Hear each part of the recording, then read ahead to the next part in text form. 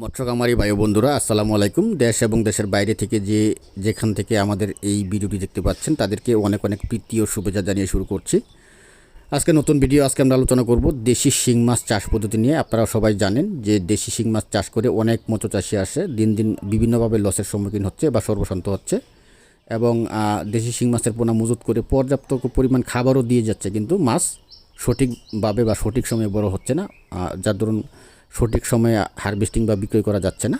এই বিষয়ে আমরা আলোচনা করব। তার জন্য প্রথমে আপনাকে যে কাজটি করতে হবে যে উন্নত জাতের বড় সাইজের ব্রড মাছ অর্থাৎ বড় সাইজের মা মাছ থেকে উৎপাদিত পোনা আপনাকে একটু যাচাই বাছাই করে তারপর সংগ্রহ করতে হবে।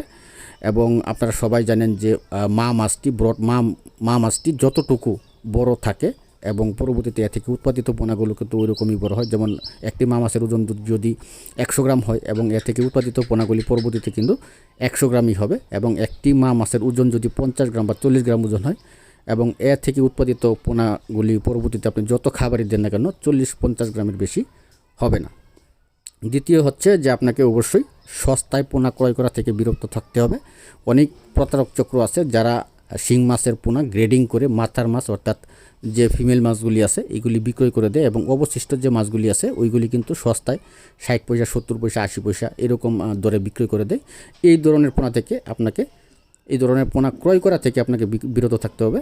এবং এই ধরনের পোনা যদি আপনি সংগ্রহ করেন এবং এই পোনাগুলি যদি আপনি 1 বছর না 2 বছরেও খাওয়ান তারপরেও কিন্তু মাছগুলি বড় হবে না। তৃতীয় হচ্ছে যে আপনাকে ন্যূনতম গ্রেডিং করা পোনা 70 থেকে 80 ভাগ ফিমেল গ্রেডিং করা পোনা অর্থাৎ ফিমেল পোনা আপনাকে মজুত করতে হবে।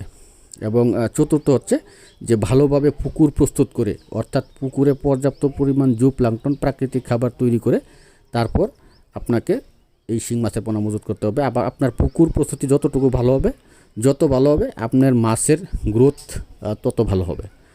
এবং পঞ্চম হচ্ছে যে সঠিক নিয়মে আপনাকে খাবার প্রয়োগ করতে হবে। সঠিক নিয়ম বলতে এটাকেই বোঝায় যে আপনাকে প্রথম 15 দিন পোনা মজুদের মোট মাছের ওজনের 20% খাবার প্রয়োগ করতে হবে এবং পরবর্তীতে 15 দিন মোট মাছের ওজনের 15%, পরবর্তীতে 15 দিন মোট মাছের ওজনের 10%। এভাবে খাবার কমে আসবে এবং প্রতি 15 দিন পর চেষ্টা করবেন মাছের ওজন করে তারপর খাবার প্রয়োগ করার জন্য।